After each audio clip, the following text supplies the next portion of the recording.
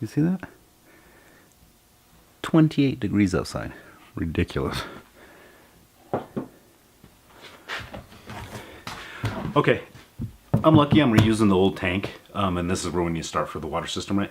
You might not be so lucky, you might be ordering a new tank. If you do, there's a lot of times they come unprepped. Way cheaper unless you get the sensors drilled in them and stuff, and depending on your application, you may not need all those sensors. They usually go bad anyways after a long time, and I don't know, they're just kind of a pain. So you end up with an unprepped tank. So we need to prep this tank, and it'd be the same if you were getting a new tank. I'm lucky I kind of start out with something, but what we need in our tank is we need a fill for the garden hose, right? You need an air vent, and air vent serves as an overflow too, right? So if you get over too full, it just goes out. Air can also escape, makes filling it easier. You need an outlet for your water pump, and then you just need a drain. This one didn't have all that because it just had a little hand pump, so it just had a little 3/8 right here outlet, and then this served as the drain too. And I don't know if it was set up that way by the previous owner or if it came from the factory like that, but it's not going to do. So we're going to drill all the holes in this and get it all set up, and yeah, just go from there. I'm not a professional. I've done this before. It's always worked for me. Before you start going drilling into a tank, I don't know, do your own research or whatever, just in case. Don't blame me if this doesn't work, but it's always worked for me. So yeah, let's get started.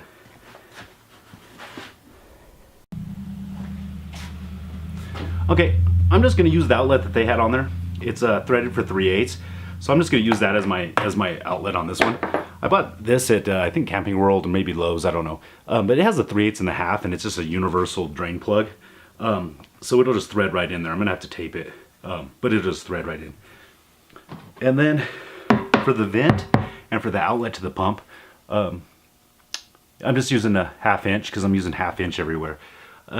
This is exactly what you want to use for the outlet to your water pump.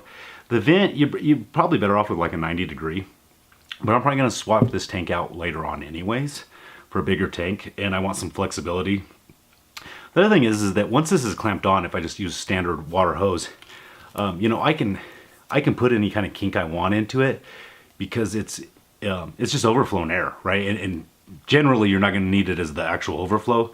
It's just, you know, the air escaping, so you can restrict it a little bit without a lot of harm. So that's what we got. So for the 1/2 inch pipe, this is generally 3/4. We're just gonna use a hole saw. You can use a paddle bit, but the paddle bit's gonna put more shavings into your tank. I've had to use both, and generally it's 3/4 inch. Hole saw will work for 1/2 inch fittings. The outside diameter is 3/4. The best way to check that is just drill it into a piece of wood, and then test it. You know, unless you have the old tank laying around or something like that. But I would definitely test it first, and then I'll show you how we thread it without a drill and a tap.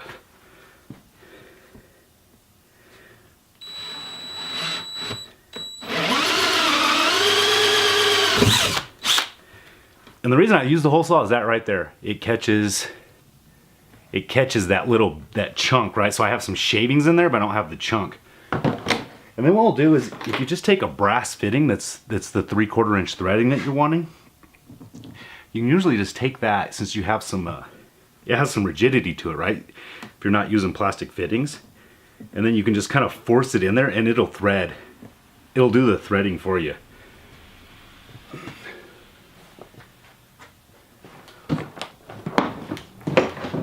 Unless you lose your wrench.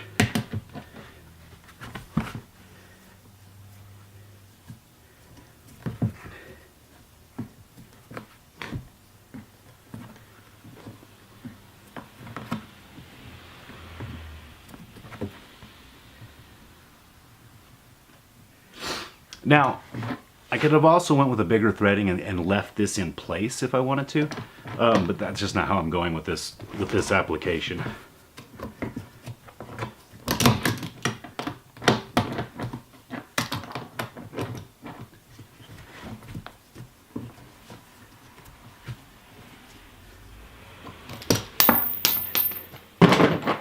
And now,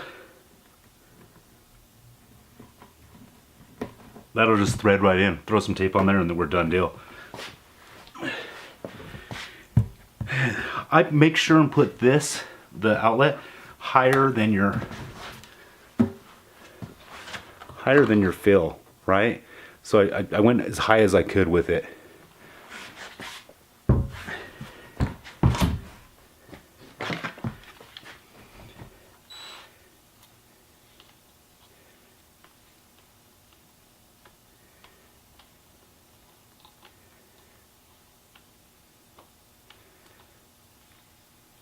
All right, cut to something more exciting. All right, if for some reason any of these leak, you can either add more tape or you can actually just glue these. Get some, PVC pipe and just actually glue them in place. Like I said, I might be changing things later, so I'm not gonna do that. And then this is actually gonna go into one of my vans. So, but if you need to fix a leak, you can just permanently glue these things on if you need to. More tape will usually fix it. To get all the dust and stuff out, what I'm gonna actually do is I put my shop vac on this end, and I'll put a tiny bit of water in this and I'll swish it around, right? And then I put my shop vac in this end, and then I actually blow air into one of these valves. And it tends to get most of the crap out. But you gotta rinse these things thoroughly, right? We just dropped a bunch of plastic in there. And then you need to really make sure that you install that on your water pump. It catches large debris. Most of the warranties won't cover the pump unless you do it anyways. These are like 12, I paid 13 bucks for this, $12.96. And they don't tell you that, right, when you're buying your pump. I didn't do it on my last water pump box because, we were using the big filter system. But since we might get gunk coming straight from this, especially when I first start running water through it, make sure you have that. And then I'll fill this a few times with bleach to clean it out. And cycle it completely through my water system a few times, right? So this thing's gonna get a lot of cycling before it's ever actually getting any use. But make sure you try to get those little chunks out of there. You don't want it going anywhere, and you especially don't want it going in your pump. So now let's get this stuff put in. Okay, first thing I'm gonna do is just cut this stuff and rough it in. It's relatively cheap. I paid $7 for a 24-foot piece, maybe 30-foot piece, I don't remember now, but it's long, right? And then you just kind of spool it up, roll it, it'll fit in a car trunk. But I'm gonna cut all the vertical pieces for the sinks higher than the cupboards by like 6 inches.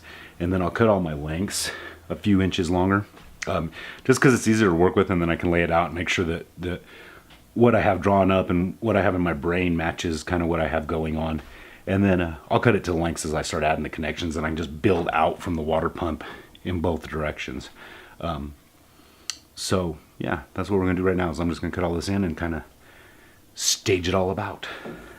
One of the things that's kind of important if you're using Plex to plumb a trailer, your van, or in your house, it doesn't matter, is these cuts need to be really square. So when you're cutting it, you want to make it at a 90 degree, and they make a variety of cutters for that, but you want that to be as flat as possible. If you're using like the shark bite type that just quick connects that you push on, it becomes even more crucial. The crimp styles, if you're crimping, we're going to be using crimps. It's not as big a deal, but it's a real big deal if you push them in there. Because if it's too cattywampus, when you put it in there, you're not getting as good a seal as you're meant to with that type of connection. So yeah, just be aware, I guess. All right, I'm gonna rough this stuff in. Okay, we're gonna start with the water pump mess. There we go. We're going to start with the water pump mess. It's the most complicated. It's probably about the only thing you actually need to see, other than maybe the hot water heater. So we have the water pump. This is the inlet from the tank. Then this is the flow that goes to the trailer. Right, a simple on-off switch or valve. Right, and then that's going to go into a check valve. This is simple push-in connection, so I already did it. I was told a long time ago by somebody I trusted that you only needed 2.5 inches on these. That gives you 3/4 of an inch on both sides for connection and an inch for clamping or whatever. I don't know if that's a hard rule. I don't know anything about it. I'm not a plumber, but that's what I was told, and it hasn't ever failed me, so that's what I keep doing, and I'm going to continue to do until it bites me in the butt. But anyways, check valve. Now, check valve has an arrow on it that shows you the flow direction. I don't know if you can see it or not. Right? So this needs to flow that way, and it won't let water go that way, so make sure that's the right direction, right? The way you're pushing the water.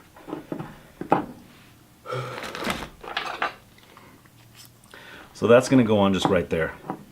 And then we're going to go to a T. This T is going to go up to here because this is where the city water is going to come in when you use like a garden hose at a city hookup, or to fill your, not to fill your water tank, but to run your water, like if you're at an RV park, or if you're, you know, in this section, in this, this is for your garden hose hookup. It's going to go up, and what this is for is like when you're at a, say like in the RV park, you know, you can hook up to your city water, right? So you got the water coming in. That's what this is going to do. And this check valve is going to keep that water from going in here back to your pump and back to your tank and ruining something. So off of that, right, we're going to have our 2.5 inches. And then we're actually going to have another check valve, right? So this check valve needs to flow down so the water can go that way. So now with our check valves, what we have going on is water can go that way, water can go that way, but it can't go that way, and it can't go that way. This one keeps the pump from shooting water back out the hose that would come into there. And then I'm just going to go with my 2.5 inches again.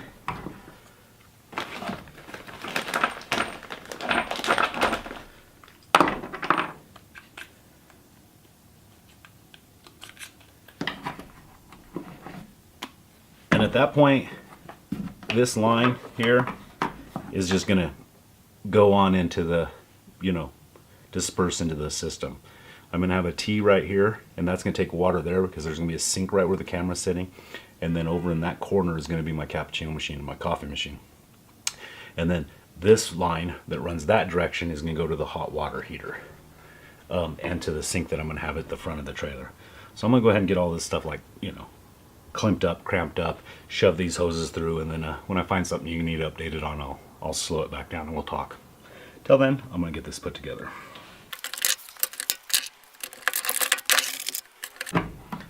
That didn't last long. Okay, if you are using this stuff and it's the first time you've used it, when you use these crimps, you want to be as square as possible. And then you have this gauge, and the gauges will have different, they may look different depending on which one you bought, but they have gauges on them, right? So in this case, I'm using 1/2 inch pipe. So I grab the 1/2 inch gauge, and you want to make sure that it goes over that. If it doesn't go over it, then your clamp's not good, your crimp's not good, and you want to recrimp it. And you might have to cut it, or you might just be able to recrimp it, but that means you want to recrimp it. So yeah. Anyways, there's my 1/2 inch. Goes over top of it. Let's see if it didn't do that. Wouldn't want to use it. All right, I'm gonna get back to business.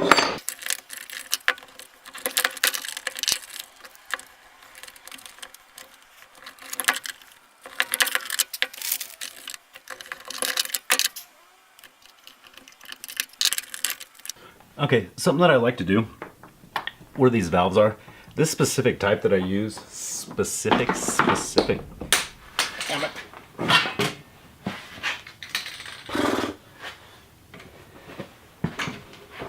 All right, let's try that again. One of the things I like to do with these on-off out switches, the ones that I specifically use, right, these are the type that they sell at Lowe's and I think Home Depot, is that you can see that it has a big gap at the bottom here, and that makes everything set up higher than I want it to, if I want everything to be flush. So once I kind of know where it's at, and I know where I'm going to be with that, I'll actually take it, and then I'll take a 1-inch paddle bit,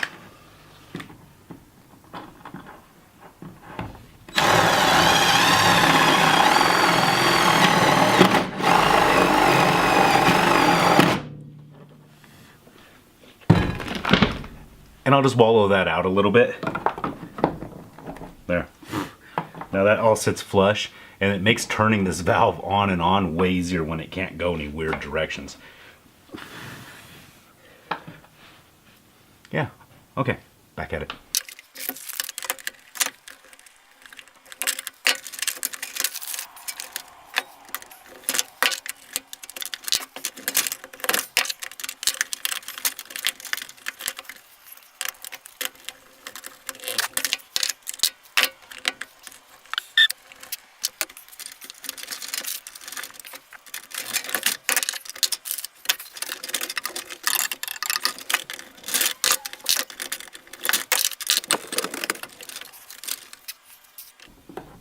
Alright, that's the water pump setup. Since I started filming, it says 14 minutes or something like that. So yeah, that's how quick it is. This is my hot water. It's gonna run to that sink and dead end right there somewhere. Don't know what I'm gonna do with it, so I'm actually gonna just cap it for now until we have our faucets and stuff. So I don't know. I have nothing else to say. I always feel like I should say something that I don't say, and then I'm just, you know, whatever. Water pump setup. Okay, one of the things I didn't mention, and I 100% should have, is that when you're putting on clamps, make sure and keep your access in mind.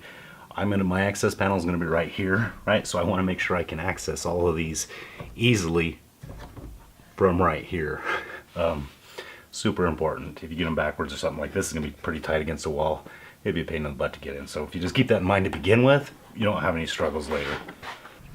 Okay, everything's roughed in, but I just want to go quick overview again.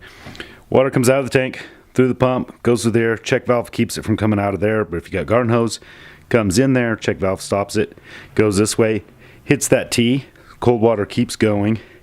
It's going to tee up right here to come to a faucet right about where we're standing. And then there's a valve, on-off valve over there that's going to go to my coffee machines and all that crap. Cold water continues on through there to that mess and hits right here. Right here, it tees up.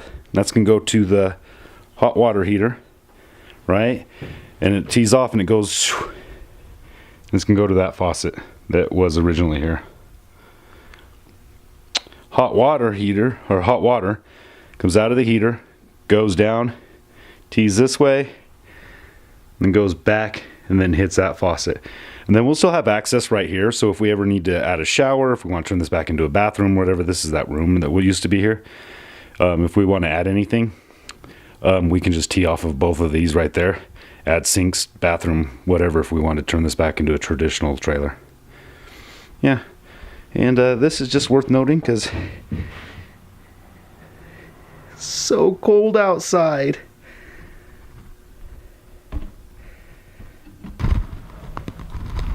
Okay, that's it for now for the plumbing. Once the counters go in, we'll have more because we'll have the faucets and stuff. I honestly don't even know what I'm going to buy for faucets. It's kind of the hang up on part of that. Next video, I might do some of the electrical because I want to get the water pump to test the systems. Everything's capped so it can hold pressure. I want to get that running and I want to get the furnace running. So we need to do that. We need to do the gas systems for the stove and for that and for the hot water heater, but I'm waiting on the hot water heater to do that. So if it comes in the next day or two, we'll be doing that. And then I can frame part of the front wall because the way that plywood goes, it goes sideways as it frames up, or yeah, horizontally. It goes horizontally as it goes up and around the trailer versus the vertical sides. So I can do one piece of plywood, maybe plywood and a half right there. And then that gives me some mounting surfaces for a couple of things that we need to do. So we might start on that. I'm not real sure which one of those tasks, or if I'm just going to throw it all into the next video. But the next video is probably just going to be a hodgepodge of little miscellaneous things instead of a, you know, kind of grouped up like this. The last couple have been. So if you like what I'm doing, hit like. If not, hit thumbs down. But you know, let me know what I'm doing. Leave a comment. Feedback helps. So thanks.